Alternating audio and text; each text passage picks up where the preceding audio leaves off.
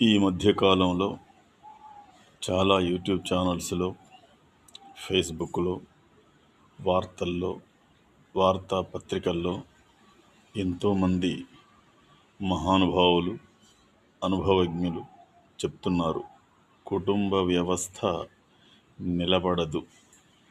ఇక తరాల వారికి కుటుంబాల గురించి తెలియడం కష్టమే అని రాస్తున్నారు, వార్తలు చెబుతున్నారు, మనం చూస్తున్నాం.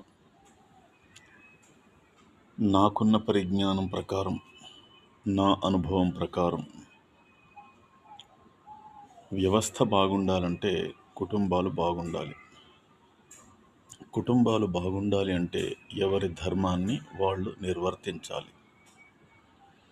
అంటే బయటి పని అంతా కూడా భర్త చూసుకోవాలి, ఇంటి పని అంతా కూడా భార్య చూసుకోవాలి. కుటుంబాన్ని పోషించవలసినటువంటి ధర్మం పురుషుడిది.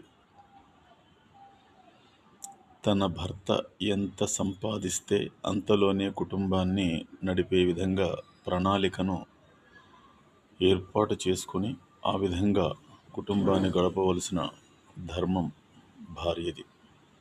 ఇలా అయితే కుటుంబాలు చాలా బాగుంటాయి. ఇంకొక విషయం ఏమిటంటే, కుటుంబాల విషయంలో చాలా మనం గమనిస్తుంటాం. ఎవరెవరి మీదనో సరే, వాళ్ళు వ్యక్తిగతంగా ఒక రకమైనటువంటి విధానాన్ని పెంచుకొని అలా కూడా కుటుంబాలు చెల్లాచెదరవుతున్నాయి. తల్లిదండ్రులకు చెప్పకుండా అమ్మాయిలు అబ్బాయిలతో, అబ్బాయిలు అమ్మాయిలతో వాళ్ళ ఇష్టం ఉన్న విధంగా ప్రవర్తిస్తున్నారు. ఆ తర్వాత వాళ్ళు పోలీసుల్ని ఆశ్రయించడం, కోర్టుల్ని ఆశ్రయించడం జరుగుతుంది. పెద్దలు చేయనటువంటి వివాహం ఏదైతే ఉందో అది మన ధర్మం ప్రకారం చెల్లదు.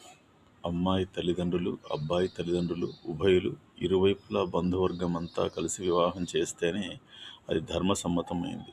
వాళ్లకు వాళ్ళే ఇష్టపడి చేసుకుంటే అది ఎట్టి పరిస్థితుల్లో కూడా ధర్మసమ్మతం కాదు. అలా చేసుకున్న వారికి కూడా ఎవ్వరూ సహకరించవద్దు. దయచేసి తప్పుగా భావించకండి. పోలీసులు కానీ, లాయర్లు కానీ, న్యాయస్థానాలు కానీ అలాంటి వాళ్ళను పట్టించుకోకపోతేనే వాళ్లకు భయం ఉంటుందని నా అభిప్రాయం.